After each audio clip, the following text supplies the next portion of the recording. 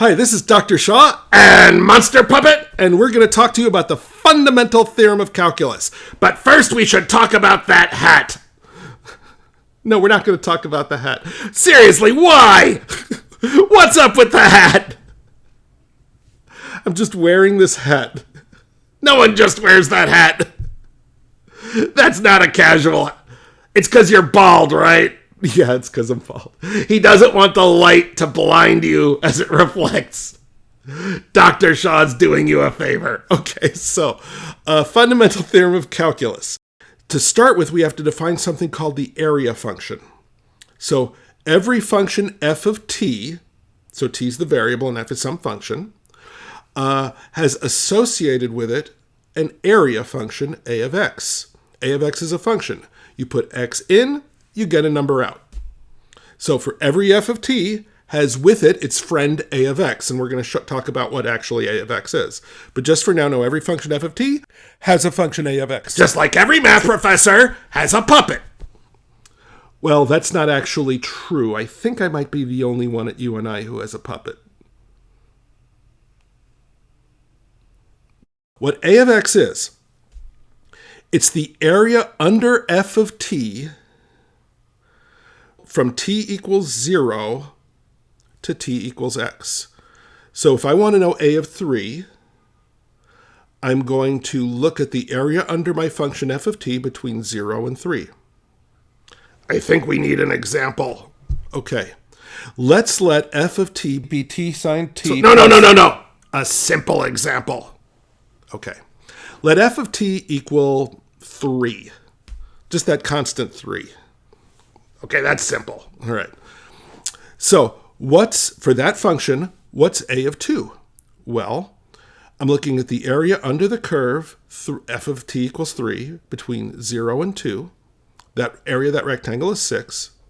So a of 2 is equal to 6. What's a of 4? Well, the area under the curve 3, between 0 and 4, is 12.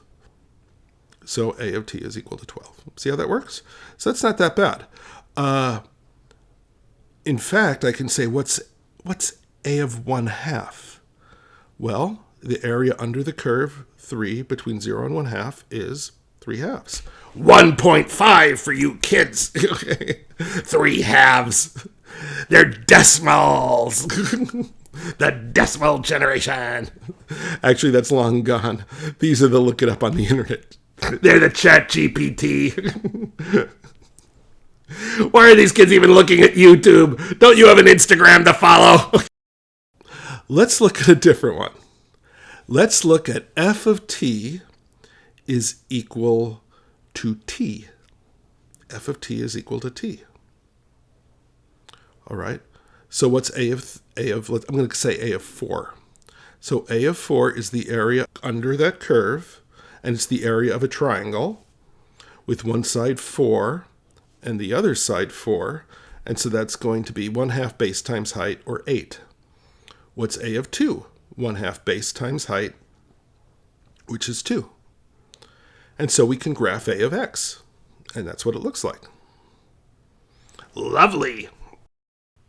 Using integral notation, I'm writing a of x is the integral between 0 and x f of t dt. That's exactly what we were talking about before. Just I'm putting it in integral language. It's the area under the curve between 0 and x, and that's a of x. Now, the math purists are going to be mad at me because I've been saying 0. It doesn't have to be 0. We can start anywhere. But that would make things more confusing, and the point of this is not to be confusing. Oh, I thought the point of this was to show off your hat. No. All right, so do we understand a of x? So here's a little quiz question. Let f of t be some big nightmare function. Okay? What's a of 0? Monster Puppet? Can you figure that out? Well, if x is 0, then I'm looking at the area under the curve from 0 to 0, so it's 0. Yes, so no matter what the function f of t is, a of 0 is going to be 0. Now, if your function f of t is always positive, which all of our examples have been, Monster Puppet, Yes? Why is a of x always increasing if f of t is always positive?